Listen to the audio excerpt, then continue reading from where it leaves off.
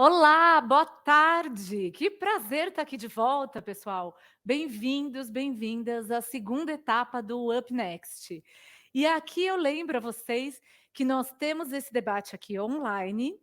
E para quem está pela Automec ou virá a Automec, à noite a gente tem um bate-papo aqui na arena de conteúdo da Automec com lideranças do setor de autopeças. Então vai ser bem interessante se tiver no evento 7h30 na arena de conteúdo.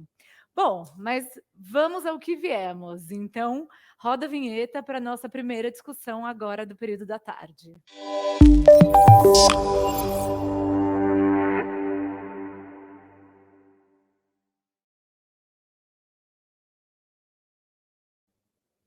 E o nosso bate-papo é sobre o setor automotivo estacionou. E agora?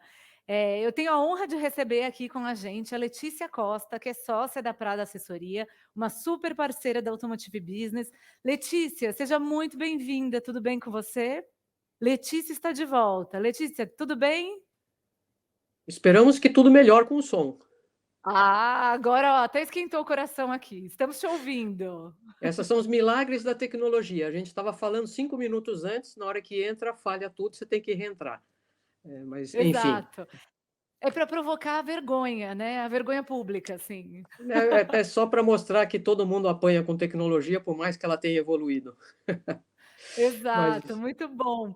Bom, pessoal, a Letícia vai fazer uma fala introdutória aqui. A ideia é que a gente siga um bate-papo, faça algumas perguntas, tire dúvidas. Convido vocês que nos assistem a enviar perguntas, aproveitar esse tempo aqui da Letícia conosco. E, Letícia, por favor, fique à vontade, como sempre, a casa é sua.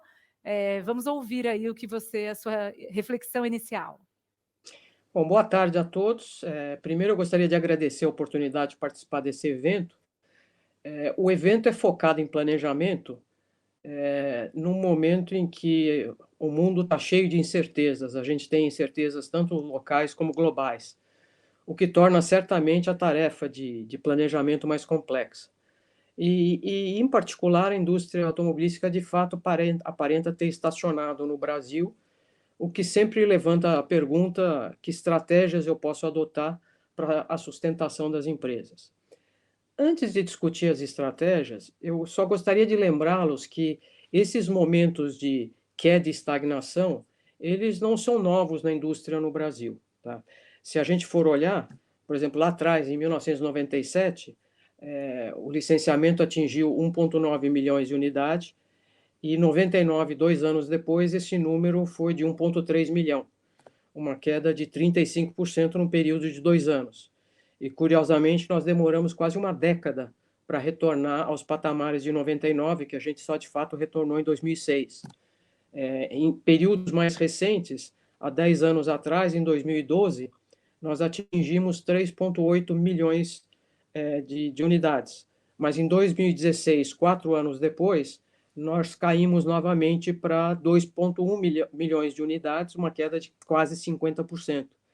E até hoje a gente não chegou nem perto de retomar os patamares de 3,8 milhões. Então, esse cenário de queda e estagnação, ele não é novo. E, por fim, lembrar que não é razoável e não seria razoável esperar que, depois de quase 3 anos de pandemia, o mundo voltaria ao normal, como se a gente virasse a chave, saiu da pandemia e eu retomo do ponto de partida que eu tinha antes. A pandemia teve um efeito não só no Brasil, como no mundo, de empobrecimento, que ele, num primeiro momento, não ficou tão visível, porque os governos jogaram um monte de dinheiro nas economias, o Brasil, inclusive, para que se sustentasse algum tipo de atividade, mas o fato é que o mundo empobreceu.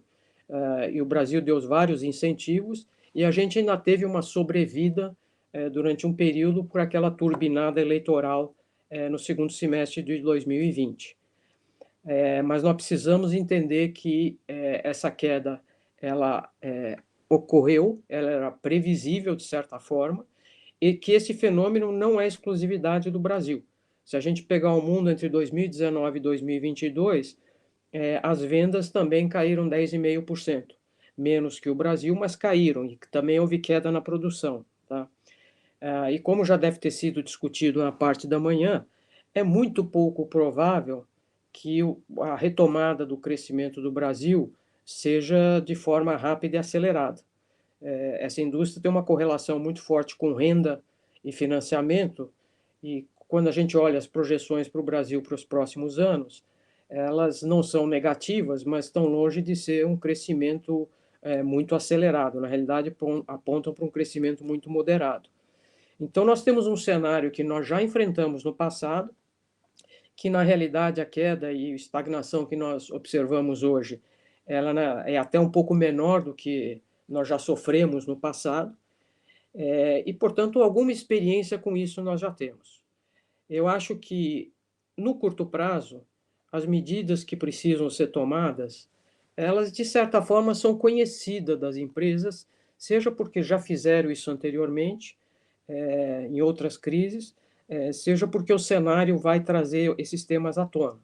Em termos de mercado, explorar carros usados, explorar mercado de reposição na medida do possível, diante das restrições de cadeias de suprimento, fazer ajustes nos volumes de produção, em termos de o ajuste fino de número de turnos, quando eu tenho turno, quando eu não tenho turno, algumas medidas mais pontuais de precificação, de bundling, etc.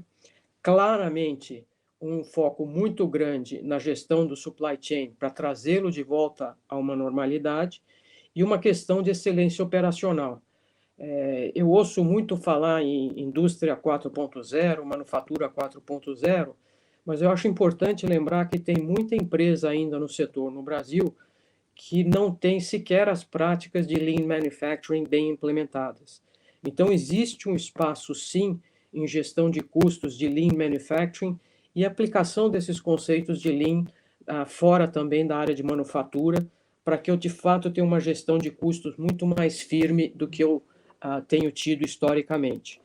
E, por fim, lembrar que surgiram nos últimos anos e tempos recentes alguns segmentos que podem ser mais promissores, como de carros por aplicativos e mesmo das locadoras de automóvel, que tem necessidade de renovação de frota, uma vez que isso ficou reprimido durante a saída da pandemia, até mesmo por problemas de supply chain. Então, essas ações de curto prazo são alavancar os mercados que ficam, uma gestão de custos muito firme e apropriada, tanto na manufatura como fora, com conceitos de Lean, a gestão do supply chain, que vai eventualmente trazer nacionalização de um número maior de itens, até para facilitar essa volatilidade que algumas empresas estão enfrentando hoje, e alavancar nichos de mercado que podem trazer uma sobrevida e uma receita adicional. Essa receita eu acho que ela é conhecida, só que eu acho que isso não é o suficiente para que as empresas enfrentem o que vai vir na indústria no Brasil e no mundo. As ações que eu preciso tomar hoje, que têm impactos de médio e longo prazo, eu acho que dessa vez elas são diferentes daquelas que foram tomadas em crises anteriores. Tá? E por que isso? Porque eu acho que essa indústria está passando por uma mudança estrutural. Não é só uma questão da conjuntura atual pós-pandemia. Eu acho que existe uma mudança estrutural em andamento e as empresas precisam reconhecer essa mudança estrutural e se reposicionar diante do futuro que essa indústria vai ter. E quando eu digo mudança estrutural, obviamente alguns elementos importantes nessa mudança é a transição para a eletrificação, o surgimento de alternativas à mobilidade. Hoje a gente fala de carro por aplicativo com muita facilidade, uma coisa que há 10 anos atrás a gente sequer mencionava. E tem que se lembrar também o comportamento das novas gerações com relação à propriedade do carro. As novas gerações não têm tanta aspiração de ser dono de um carro como as gerações anteriores tiveram. O que significa que não só nós estamos fazendo uma transição para a eletrificação numa nova tecnologia, com novas opções, mas que também a tendência dos volumes não é apresentar os crescimentos que nós observamos em décadas anteriores. Tá? E aqui reside uma grande oportunidade para o Brasil, do meu ponto de vista. Eu acho que as empresas e a indústria no Brasil têm uma chance única de posicionar a indústria do Brasil dentro da indústria global automotiva. E o Brasil pode se tornar um protagonista, principalmente entre países emergentes.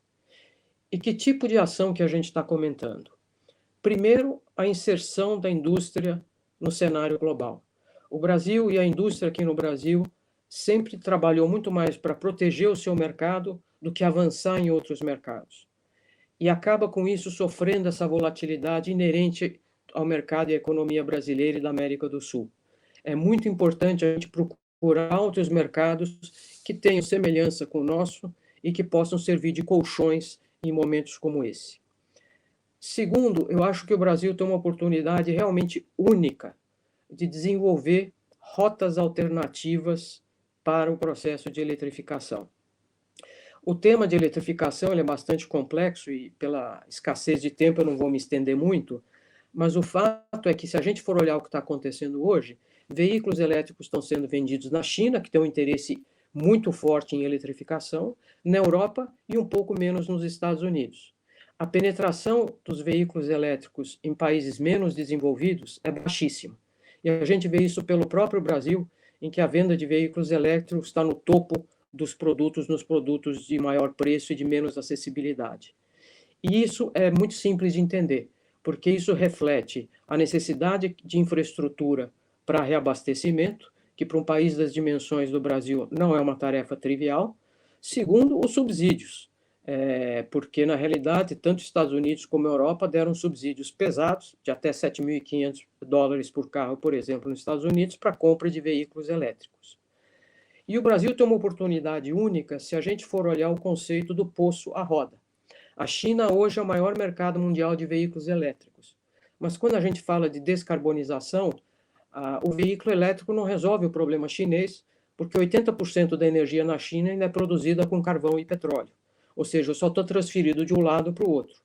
E o Brasil pode, criando rotas alternativas para a eletrificação, com veículos híbridos, usando etanol, usando biocombustível e usando o conceito do poço à roda, que é o conceito mais adequado para ser utilizado quando se fala de descarbonização, o Brasil tem tecnologia, conhecimento e já tem infraestrutura para fazer muito disso.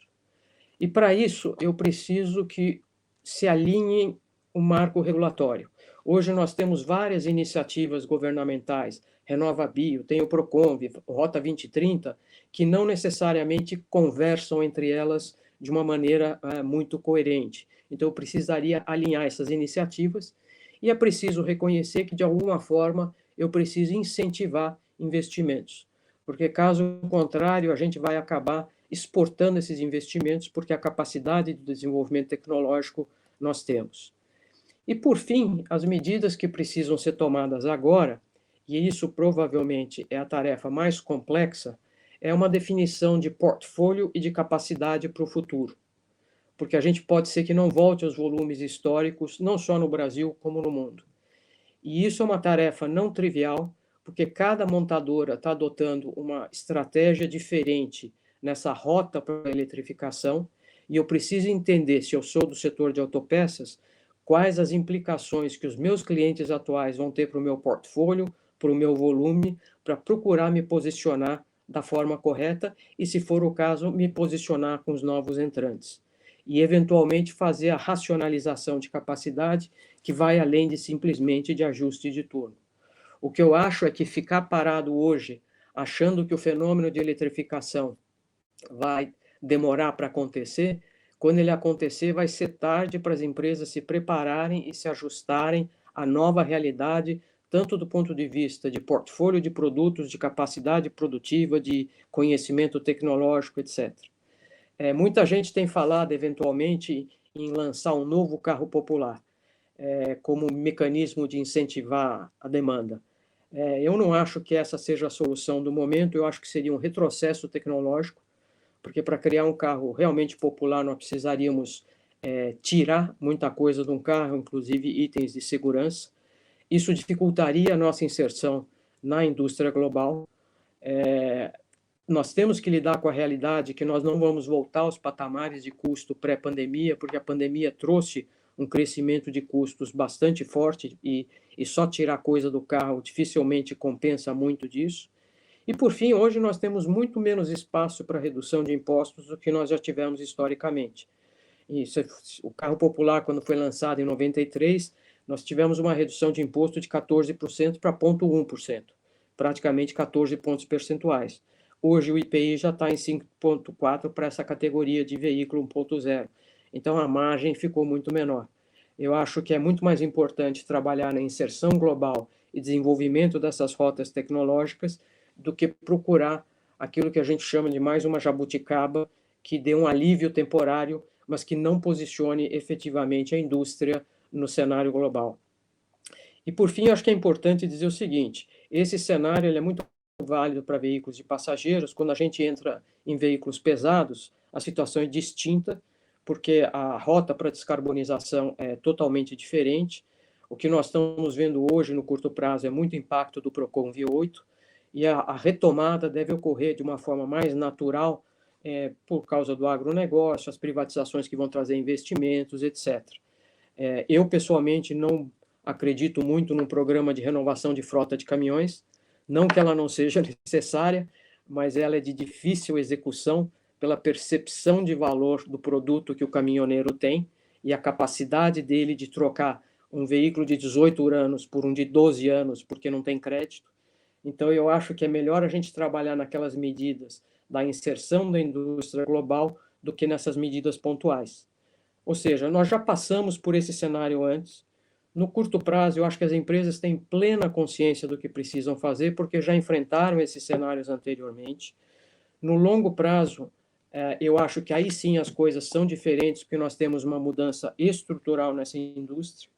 E eu acho que é fundamental a gente pensar agora em como, de fato, inserir a indústria brasileira no cenário global, mais do que medidas pontuais, que vão trazer alívios muito temporários, mas que não são sustentáveis e acabam sendo, a médio e longo prazo, mais prejudiciais para as empresas.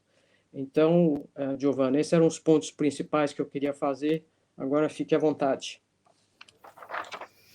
Letícia, você trouxe um quadro tão amplo e interessante, né? Você puxou tantos aspectos que a gente precisava de um tempo maior para entrar em cada um deles, mas eu gostaria de puxar desse ponto que você abordou, do desafio das empresas, né?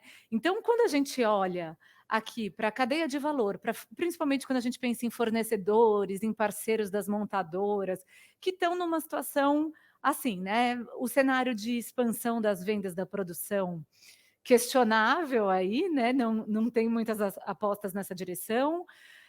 Um desafio tecnológico e de mudança do produto, como você bem disse, e ao mesmo tempo margens apertadas, a saúde financeira comprometida, com os juros altos, a dificuldade de acesso ao capital mesmo para investir. Enfim, o que você acha que uma empresa, nessa situação, nesse momento, deveria. Qual direção, quais passos você entende como essenciais nesse momento? Olha, a resposta genérica é muito difícil porque ela depende muito da situação específica da empresa. Então, deixa eu pegar dois pontos extremos, talvez para exemplificar. Eu vou pegar uma empresa que hoje foi sempre cautelosa, está operando sem dívida, a margem está apertada, mas ainda tem alguma margem, ela gera caixa, ou seja, é uma empresa que não vai morrer se continuar. Eu posso ter no outro extremo uma empresa que, por vários motivos, esteja altamente endividada e com juros que tem hoje, esse endividamento começou a ficar muito pesado, e quase inviável, e com isso eu fico com muita dificuldade de geração de caixa. A primeira equação que eu preciso resolver é essa equação financeira, porque sem caixa ninguém sobrevive. E aqui, se a gente for olhar, muito provavelmente o que nós vamos ver é algum tipo de consolidação de alguns setores. A consolidação de empresas, ela não é uma saída para pagar dívida. Eu sempre posso tentar renegociar com o banco, é óbvio que essa é a primeira medida, mas eu sempre posso chegar no limite de eu não conseguir fazer essa reestruturação de dívida. Nesse caso, eu deveria procurar alternativas de fazer parcerias com outras empresas no mesmo setor, porque muito provavelmente, ao consolidar algumas empresas, eu consigo, através do ganho de escala, ter um patamar de custo mais baixo, eu consigo ter um overhead mais baixo, ou seja, eu crio uma empresa mais saudável. Eu vou dar um exemplo disso que já aconteceu no setor automotivo, que são de concessionários. A gente sabe hoje que a gente tem menos concessionários do que tinha 10 anos atrás, porque eles também passaram por essas crises, em determinados momentos, alguns deles não tinham mais condições de se reestruturar, e o que aconteceu não foi que teve falência nem nada, o que teve foi uma consolidação organizada do setor para criar empresas mais saudáveis para enfrentar essa volatilidade. Muito bem. Letícia, o pessoal aqui está elogiando a sua fala e seus pontos, como sempre, né? Sucesso de audiência aqui, Letícia Costa. Bom, eu gostaria, a gente tem o tempo super apertado aqui, eu gostaria de... Tem uma última pergunta, que é sobre a questão da eletrificação, da descarbonização, que você citou, né? O Brasil tem feito esse movimento de trazer um cálculo de eficiência energética mais abrangente, que é, de repente, implementar agora, nessa segunda fase do Rota 2030, a essa conta do poço à roda. A gente vai falar disso, inclusive, aqui no Up Next mais tarde, com o nosso convidado do MDIC, da AEA, enfim, mas eu gostaria de ouvir um aprofundamento da sua opinião, Letícia. Essa questão do país se posicionar, talvez, como um provedor de soluções para regiões emergentes, você acha de fato viável? Dá para a gente pensar no flex como um bem exportável do Brasil, um conhecimento e produto exportável? Eu acho que, primeiro, a gente tem que tomar cuidado com essa discussão de eletrificação, porque tem muitos interesses por trás. A China investiu uma tonelada de dinheiro em tecnologia de bateria como forma de se posicionar na indústria automobilística, além de resolver o problema que tem nas grandes cidades. A Europa investiu na eletrificação porque são países de geografia pequena e países desenvolvidos que podem colocar infraestrutura de reabastecimento. Se você for olhar a matriz energética brasileira, o carro a bateria, ele não faz muito sentido. Primeiro que eu já tenho um etanol que não precisa de infraestrutura nenhuma. E o híbrido a etanol, se você pegar a métrica do poço à roda, ele é melhor do que o elétrico em várias circunstâncias. E o erro que eu acho que nós cometemos no passado foi tentar vender etanol e não a tecnologia do flex, porque eu acho que vão surgir combustíveis alternativos. Tem um trabalho muito grande sendo feito pelo pessoal de biocombustível, etanol de segunda geração, terceira geração, etanol de outras fontes, de forma que os países possam comprar o produto brasileiro e produzir o seu próprio combustível. Então, eu acho sim que há uma oportunidade, eu acho que isso depende de uma orquestração entre governo e indústria, é uma solução do ponto de vista de descarbonização, tão boa quanto ou melhor do que o veículo elétrico em muitos lugares, em muitos lugares. Nós já dominamos a tecnologia, ela é de custo mais baixo, porque eu não preciso pôr infraestrutura e usa toda a estrutura para fazer motor a combustão que já existe. Porque o que ninguém fala é se de um dia para o outro todas as montadoras do mundo se convertessem em produção de veículos elétricos, você ia ver um problema de desemprego muito elevado, porque na realidade é um veículo muito mais simples, que requer muito menos peça e muito menos mão de obra, sem discutir o descarte de bateria e uma série de outras questões. Então, eu acho que existe sim uma rota tecnológica alternativa que o Brasil tem que se posicionar, porque o risco que o Brasil corre é que, se não se posicionar, vai acabar entrando na rota dos outros e aí não vai ser competitivo. Ele tem que se posicionar para uma rota em que a gente tem sim condições de ser competitivo. Perfeito, Letícia. Bom, infelizmente nosso tempo é curto. Espero que a gente siga essa conversa e talvez consiga abordar os outros pontos que você trouxe em uma próxima oportunidade. Super obrigada por reservar uma parte do seu tempo para estar aqui com a gente. Não, obrigado a vocês e boa sorte nas outras apresentações. Obrigada, Letícia. Um grande abraço para você. E, pessoal, quem está nos acompanhando, sigam aí. Temos uma série de debates relevantes agora no período da tarde.